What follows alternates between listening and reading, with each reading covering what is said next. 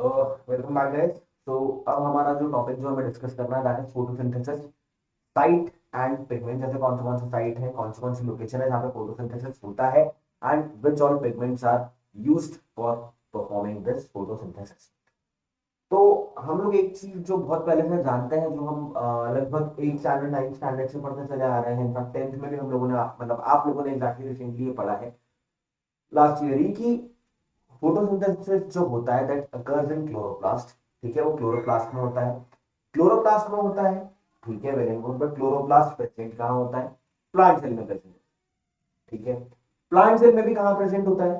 Plant cell में अगर मैं बात करूं तो हमें वो लीफ में देखने को मिलता है। लीफ में हमने लास्ट ईयर जब हमने क्रॉस सेक्शन ऑफ लीफ पढ़ा था तो हमने वहां पर देखा था मीजोफिल सेल्स की वहां पे लेयर होती है। Mesophyll cells are present over there. उन मेसोफिल सेल्स में क्या होता है? क्लोरोप्लास्ट प्रेजेंट होता है। Chloroplast is the one responsible for performing the photosynthesis. यहां पर जितनी अगर यहाँ पे इनको ऑप्टिमम लाइट मिलती है तो इन दैट केस यहां पर क्या होता है? यहां पर ये फोटोसिंथेसिस परफॉर्म करते हैं। नाउ क्लोरोप्लास्ट जो है, अगर मैं इसकी बात करूं तो क्लोरोप्लास्ट के अंदर हमें देखने को मिलेगा कि ये पूरा का पूरा एक मेम्ब्रेनस सिस्टम है विच कंसिस्ट ऑफ ग्राना। ठीक है, यहाँ पर ग्राना होता है, स्ट्रोमा लैमेला होता है और यहाँ पर फ्लूइड स्ट्रोमा होता है। अगर मैं यहाँ पर बात करूं ग्रानम की, तो ग्रानम क्या है? तो यहाँ पर अगर आप इमेजेस में ध्यान से देखेंगे तो आप यहाँ पे देख सकते हैं कि आपको देखने को मिलेगा यहाँ पर। यहाँ इमेज देखने से पहले हम एक छोटे से एग्जांपल की बात करते हैं। Let us assume you have some coins. ठीक है, आपके पास में कॉइन्स हैं, you have a few coins.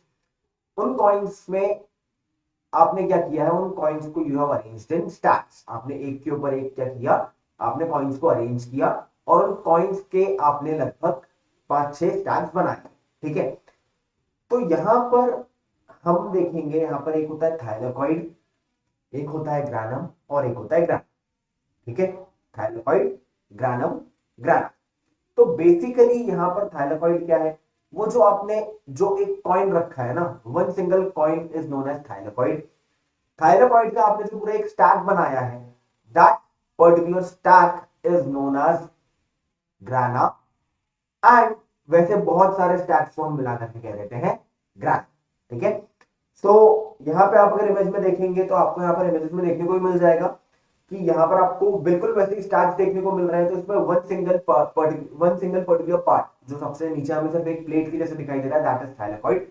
उनका ग्रुप पूरा एक स्टैक जो है दैट इज द ग्राना। एंड उन्हीं ग्राना को जब हम साथ में जोड़ते हैं तो वो हो जाता है ग्राना। ग्राना ग्रानम में सिर्फ सिंगुलर प्लूरल का डिफरेंस होता है और भी यहाँ पे डिफरेंस नहीं। ओके, तो यहां पर ये प्रेजेंट रहता है और इसके साथ साथ यहाँ पे थैलेमॉइड्स में हमें यहाँ पे लामेला भी देखने को मिलते हैं और इनमें मेजर जो लीफ के जो पिगमेंट्स हैं, जो क्लोरोफिल होता है, वो यहाँ पर प्रेजेंट होता है। Now let's talk about chloroplast. Chloroplast में एग्जैक्टली चीजें होती किस तरीके से हैं। लास्ट ईयर आप लोगों ने ये भी पढ़ा होगा कि जब फोटोसिंथेसिस होता है तो वो दो फेजेस में होता है। वहां पे एक डार्क फेज होता है, एक लाइट फेज होता है, dark reaction and light reaction. तो हमें यहाँ पर उसी के बारे में बात करनी है। लाइट रिएक्शन हम ये जानते हैं, जितने भी reactions of photosynthesis which takes place in the presence of light, या मुझे कहना चाहिए which are initiated with the help of light, are known as light reactions. उनको हम लाइट रिएक्शंस कहते हैं। वेयर एज डार्क रिएक्शंस की बात करूं तो ये वो रिएक्शंस होते हैं which are independent of light. यहां पर दोस्तों हम ये नहीं कहेंगे कि ये डार्क रिएक्शंस वो रिएक्शन है जो अंधेरे में होते हैं। Dark reactions are those reactions which does not require light. ठीक है, इनको लाइट की जरूरत नहीं होती, मतलब ये लाइट की प्रेजेंस में भी काम कर सकते हैं। ये dark reaction can occur in the presence of light और even in the absence of light. Okay, तो यहां पर अगर हम बात करें तो यहां पर क्या होता है? मेम्ब्रेन सिस्टम जो होता है, मेम्ब्रेन सिस्टम क्या करता है? लाइट एनर्जी को ट्रैप करता है और ट्रैप करके वहां पे सिंथेसाइज करता है एटीपी एंड एनएडीपीएच। वहां पर सिंथेसिस होता है एटीपी का और एनएडीपीएच का, और यही है पूरा का पूरा लाइट रिएक्शन।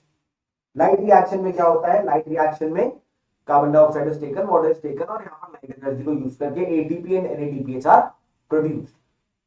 अब ये एटीपी एंड एनएडीपीएच जो है, ये यहां पर सबस्ट्रेट हो जाते हैं, ये यहां पर स्टार्टिंग प्रोडक्ट्स हो जाते हैं फॉर द डार्क रिएक्शन। और डार्क रिएक्शन जो होता है, अच्छा डार्क रिएक्शन से पहले लाइट रिएक्शन में एक चीज मैंने नहीं बताई आप लोगों को कि लाइट रिएक्शन की अगर मैं बात करूं तो लाइट रिएक्शन जो है टेक्स प्लेस इन थाइलाकॉइड्स। ये आप लोग ऑलरेडी लास्ट ईयर पढ़ चुके हैं। आप थाइलाकॉइड्स कह लो या आप यहाँ पर इसको ग्रैनम कह लो, इट इज इक्विवेलेंट, ग्रैनम कह लो चले। तो लाइट रिएक्शन जो थैलेपॉइड में होती है, लेकिन अगर मैं वही डार्क रिएक्शन की बात करूं तो dark reaction takes place in stroma, ठीक है। यहां पर जो स्टार्टिंग प्रोडक्ट्स होते हैं those are ATP and NADPH, जो कि लाइट रिएक्शन के एंड प्रोडक्ट, लाइट रिएक्शन के एंड प्रोडक्ट यहां पर क्या हो जाते हैं हमारे लिए डार्क रिएक्शन में स्टार्टिंग प्रोडक्ट हो जाते हैं। नाउ यहां पर क्या होगा, यहां पर एंजाइमेटिक रिएक्शंस होते हैं जहां पर क्या होता है कार्बन डाइऑक्साइड जो है उसको रिड्यूस करके शुगर बनाया जाता है, ठीक है। तो एटीपी एनएडीपी को यूज करके क्या होता है carbon dioxide is reduced to form sugar, या मैं कह लूं कार्बोहाइड्रेट, या मैं कह लूं glucose. So this particular part comes under the dark reaction, है ना। नाउ लेट्स डिस्कस यहाँ पर फोटोसिंथेसिस में कौन से पिगमेंट्स जो है वो इन्वॉल्व हैं। मैं इन पिगमेंट्स की बात करूं तो पिगमेंट्स पहले क्या होते हैं, पिगमेंट्स वो सब चांसेस होते हैं जिनमें एबिलिटी होती है टू एब्जॉर्ब द लाइट, ठीक है। फोटोसिंथेटिक पिगमेंट्स वो पिगमेंट्स हैं which have the capability to absorb light, लेकिन वो लाइट जो है उसकी वेवलेंथ जो है दैट इज डिफाइंड। हर पिगमेंट हर वेवलेंथ की लाइट को एब्जॉर्ब नहीं कर सकता, हर पिगमेंट की एक अपनी पर्टिकुलर वेवलेंथ रेंज होती है, वो सिर्फ उतने ही लाइट को क्या करेगा, एब्जॉर्ब करेगा। नाउ पिगमेंट्स के बाद यहाँ पर एग्जैक्टली हुआ क्या है, यहाँ पर अगर मैं बात करूं तो हमें यहाँ पर chlorophyll A, chlorophyll B, xanthophyll और कैराटोनॉइड्स, मेनली ये चार पिगमेंट्स हमें देखने को मिल जाते हैं when we talk about higher plants. इन चारों को ऑब्टेन करने के लिए यहाँ पर क्या किया गया था, इन चारों को अलग करने के लिए, सेपरेट करने के लिए हमने एक बहुत सिंपल सी केमिस्ट्री की टेक्निक यूज करी थी विच इज क्रोमैटोग्राफी। क्रोमैटोग्राफी यहाँ पर आप देख सकते हैं, आपके सामने ये इमेज भी है इस साइड में। क्रोमेटोग्राफी जब करी गई तो यहां पर क्या हुआ, chlorophyll A, chlorophyll B, xanthophyll और कैराटोनॉइड्स अलग अलग हो गए, और अलग अलग होकर के हमें क्रोमैटोग्राफिक पेपर पे कुछ इस तरीके से दिखाई दी। नाउ क्लोरोफिल ए की अगर मैं बात करूं तो ये हमें दिखाई देता है समवेयर अराउंड ब्राइट और ब्लू ग्रीन कलर का, ब्लूइश ग्रीन या ब्राइट ग्रीन कलर का हमें इसका अपीयरेंस दिखाई देता है, दिस इज क्लोरोफिल ए। वहीं अगर वो येलो ग्रीन जैसा हो जाए तो दैट इज क्लोरोफिल बी। नीचे क्लोरोफिल बी है, ऊपर आपको दिखाई देगा क्लोरोफिल ए है, उसके ऊपर आपको दिखाई देगा xanthophyll और सबसे ऊपर आपको दिखाई देगा कैराटीन। तो सॉरी कैराटेनॉइड्स। नाउ क्लोरोफिल बी जो है वो येलो ग्रीन कलर का होता है, xanthophyll जो होता है वो येलो कलर का होता है, और कैराटेनॉइड्स जो होते हैं those are yellow to yellow orange in colour. तो क्रोमैटोग्राफी से हमने क्या किया, यहाँ पर जब लीफ की हमने क्रोमैटोग्राफी करी, लीफ के हम लोगों ने जो पिगमेंट्स निकाले उनकी क्रोमैटोग्राफी करी, तो हमें इस तरीके से यहाँ पर चीजें क्रोमैटोग्राफिक पेपर पे ऑब्टेन हो गई। नाउ यहां पर अगर मैं बात करूं तो क्लोरोफिल बी, xanthophyll और कैरोटेनॉइड्स जो होते हैं these are considered as the accessory pigments, मतलब ये सिर्फ इनका रोल जो है वो सपोर्टिव रोल है। यहां पर जो प्राइमरी पिगमेंट है दैट इज क्लोरोफिल ए, ठीक है। अब क्लोरोफिल ए जो है वो मेजॉरिटी ऑफ लाइट एब्जॉर्ब करता है और वो ज्यादातर फंक्शन परफॉर्म करता है, लेकिन यहाँ पर अब एक्सेसरी पिगमेंट्स की जब हमने बात करी है तो हम जान लेते हैं फंक्शन क्या होता है एक्सेसरी पिगमेंट्स का। तो एक्सेसरी पिगमेंट्स जो होते हैं ये क्या करते हैं, ये अलग अलग वेवलेंथ की लाइट को क्या करते हैं, एब्सॉर्ब करते हैं, लेकिन ये वो वेवलेंथ होती है जिनको क्लोरोफिल ए एब्सॉर्ब नहीं करता। ये वो वेवलेंथ है जिनको क्लोरोफिल ए एब्सॉर्ब नहीं करता।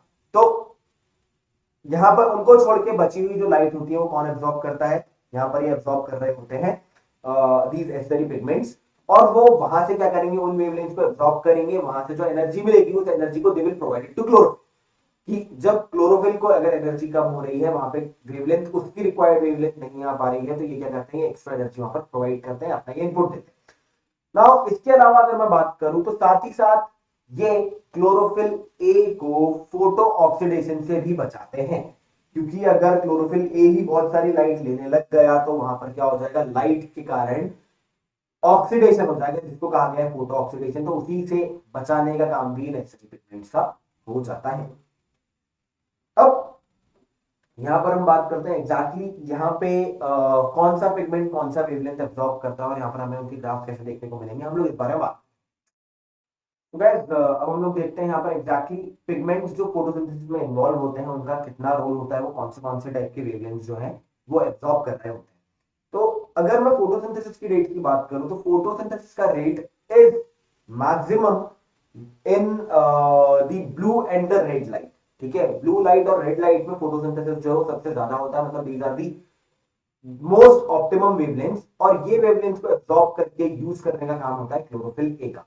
क्लोरोफिल ए जो है वो इन्हीं पर क्या करता है, वर्क करता है।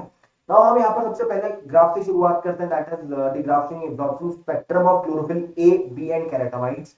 तो हम यहाँ पर देखिए, हमें यहाँ पर दिखाया गया है कि क्लोरोफिल ए जो है वो ब्लू कलर से मार्क्ड है, कैरोटीनॉइड्स जो है वो ऑरेंज कलर के हैं, और ग्रीन कलर से यहाँ पर क्लोरोफिल बी मार्क्ड। ओके, तो अगर आप यहाँ पर वेवलेंथ का हम लोग अगर ग्राफ बनाते हैं, wavelength versus absorption of light का अगर हम लोग ग्राफ बनाते हैं, तो यहाँ पर हमें देखने को मिलता है, अगर मैं बात करता हूं यहाँ पर क्लोरोफिल ए की, तो क्लोरोफिल ए सबसे ज्यादा एक्टिव है समवेयर अराउंड, लाइक मुझे कहना चाहिए 400 नैनोमीटर के आसपास, ये बहुत ज्यादा एक्टिव है। और उसके बाद ये एक्टिव होता है हमारा लगभग 650, मुझे कहना चाहिए नैनोमीटर के आसपास, उस वेवलेंथ पे बहुत एक्टिव रहता है, वहां पे एब्जॉर्प्शन बहुत ज्यादा रहता है। तो ये दोनों जो है ये ब्लू और रेड रीजन को डिफाइन करते हैं। फिर इनके बाद आता है क्लोरोफिल बी। क्लोरोफिल बी की अगर मैं बात करूं तो इट इज समवेयर अराउंड के 500 नैनोमीटर के आसपास क्या करता है, इसका पीक हमें देखने को मिलता है। और उसके अलावा फिर अगला एब्जॉर्प्शन इसका ब्लू सॉरी रेड लाइट से पहले ही आता है, that is somewhere around 600 nanometre. और अगर मैं कैरोटीनॉइड्स की बात करूं, तो आपको यहाँ पे ग्राफ देखने को मिलेगा, जिस टाइम पे ए और बी का पीक डाउन है, उस टाइम पे क्या हो रहा है, यहाँ पर आपको देखने को मिलेगा कैरोटीनॉइड्स जो है वो अपना खेल दिखा रहे हैं, मतलब वो यहाँ पर लाइट को, उन दूसरे वेवलेंथ्स की लाइट को क्या कर रहा है, एब्सॉर्ब कर रहा है और वहां से एनर्जी प्रोवाइड कर रहा है। अगले ग्राफ पे आते हैं, तो अगला ग्राफ यहाँ पर बताता है हमारा क्या, नेक्स्ट ग्राफ हमारा यहाँ पर बता रहा है graph showing action spectrum of photosynthesis. Photosynthesis exactly किस वेवलेंथ पे सबसे ज्यादा होता है, तो जैसा मैंने कहा it is somewhere around 400 nanometre, and उसके बाद ये 700 नैनोमीटर के आसपास में क्या होता है, अपनी पीक पे आता है, जैसा कि हम जानते हैं ये ब्लू और रेड रीजन होता है। और इसके बाद अगर मैं बात करूं यहाँ पर हमारे आखिरी ग्राफ की, which was the action spectrum which is superimposed on absorption spectrum of chlorophyll A। chlorophyll A और ओवरऑल एब्जॉर्प्शन की यहाँ पर बात करी हुई है। तो यहाँ पे हमें ब्लू लाइट, ब्लू वाला जो यहाँ पर मुझे कहना चाहिए लाइन दिखाई दे रहा है, दैट इंडिकेट्स क्लोरोफिल ए, और ब्लैक वाला पार्ट जो है that indicates the rate of photosynthesis. तो क्लोरोफिल ए जो है, जैसा हम देख पा रहे हैं, जहां जहां पे हमें फोटोसिंथेसिस का रेट सबसे ज्यादा दिखाई दे रहा है, जिन जगह पे हमें पीक सबसे ज्यादा दिखाई दे रही है, वहीं वहीं पर हमें देखने को मिल रहा है क्लोरोफिल ए का एब्जॉर्प्शन भी पीक पर है, मतलब सबसे ज्यादा है।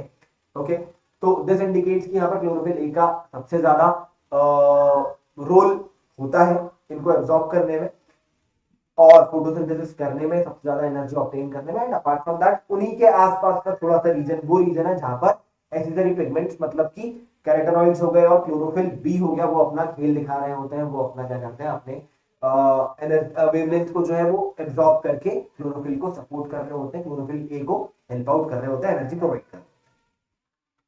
Now let's understand the photo systems over here. हमें यहाँ पे फोटो सिस्टम समझना बहुत जरूरी हो जाता है, क्योंकि यही वो चीज है जो कि लाइट को एब्जॉर्ब करते हैं और वहां से एनर्जी ऑब्टेन करते हैं। तो देखिए, फोटो सिस्टम की अगर मैं बात करूं, तो यहाँ पर क्या है, कुछ पिगमेंट्स हैं जिनको हमने कहा गया है फोटो सिस्टम, कह दिया। फोटो सिस्टम में हम बात करें तो हमें photo system one, photo system two, दो टाइप के फोटो सिस्टम देखने को मिलता है, PS1 PS2।